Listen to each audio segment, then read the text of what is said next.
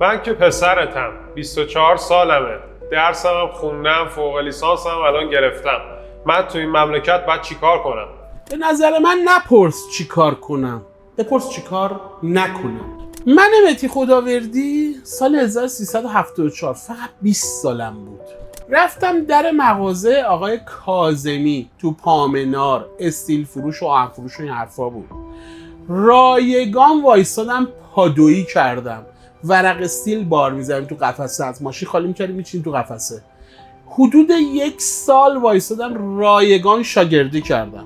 عید شد، یه دونه اسکناس 1000 تومانی از وسط قرآن در حد من عیدی داد و سلام نامه تمام. متوجهی؟ چند ماه بعدش شدم آهن فروش، سرپا آهن معامله میکردم. یه روز یه معامله کردم فکر کنم 1.5 میلیون سود کردم اون روز، سال 74. این شد که شدم امروز مهدی خداوردی.